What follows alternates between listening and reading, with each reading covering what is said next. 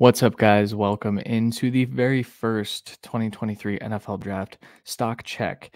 I'm kind of taking this idea from, Connor Rogers and Trevor Sikkema. They have a great show where they do this every week, but I feel like it's a really good way to kind of gauge how everyone is playing and bring light to some standout performances and maybe some guys who are disappointing that are just kind of sticking on the top of boards because they were scouted last year, and that's how it happens. I actually have a guy on this list today that we're going to talk about that he's still high up on my board, and I need to kind of reconsider based on what he's been doing. So, NFL Draft Stock Check. I'm going to try to do this each week.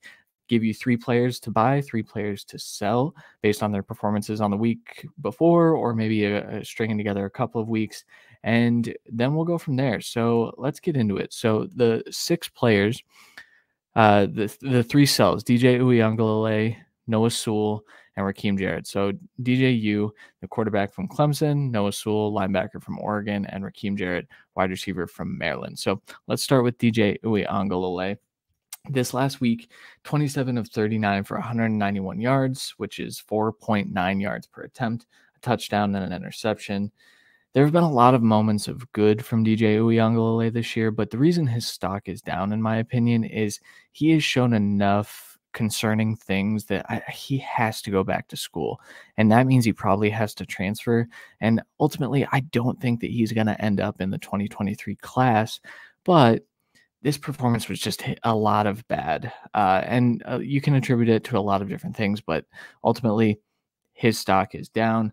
Next up, we have Noah Sewell, the linebacker from Oregon. They played Colorado this week. He accumulated just 3 tackles. He had 1 pressure, but he allowed 4 catches for 55 yards. Per Pro Football Focus, he has allowed an NFL passer rating of 132.6 in coverage this season, which is not good. He has not been good in coverage, and that's going to be a big part of his role if he declares and ends up in this draft. So he has not taken a step forward this year. I think it's time to reconsider where he is on big boards. This is the player I feel I need to go back, reconsider, watch some new film, and see where he lands on my big board. The third player on the stock down, Rakim Jarrett versus Wisconsin, was one of the more concerning performances from him. He has a lot of them in the fact that he does not produce very well, but this week, 4 targets, 1 reception for 5 yards, and 2 drops. On the season, he's dropping 17% of his passes. Things are not good for Rakim Jarrett right now, and I think while he's loaded with tools, he's loaded with athleticism, he's loaded with a lot of the things that you would like to see out of your NFL receivers. It's going to be really, really difficult for him to find his way even to day 2 of this year's class. And so I think he probably has to return to school or, start stringing together some performances on the stretch. Let's go to the stock up, guys.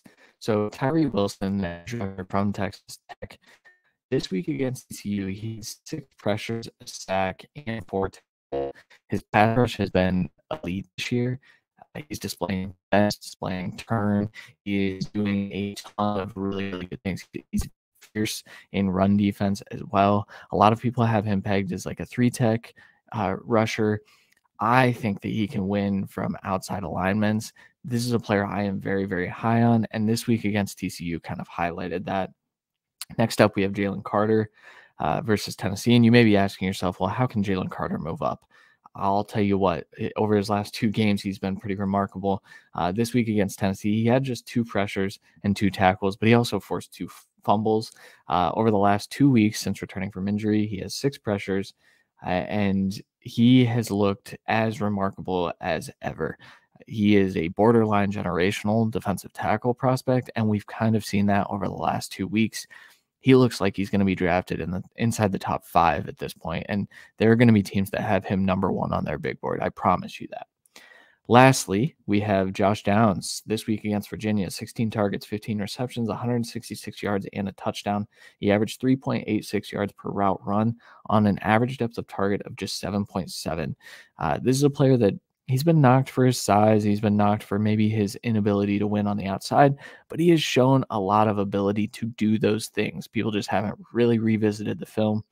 And so I think this is a player that's going to rise up a lot of different draft boards throughout the year. So once again, the sells this week: DJ Uiagalelei, Noah Sewell, and Rakim Jarrett. And then the buys: Tyree Wilson, Jalen Carter, and Josh Downs. These are going to be quick videos where I just kind of hit you with some stats and hit you with some things that these prospects are doing. It's not always going to be players that you know, because I'm going to try to highlight some guys that are going to be major risers up boards. So I'm going to try to do this every week for the remainder of the college football season and kind of into the pre-draft process. I think that this would be a good little video to do as we get into the Senior Bowl and all the All-Star games and the Combine and things like that. So make sure you guys like, subscribe, hit the notifications, all the good things, and we'll talk to you guys next time. Thanks.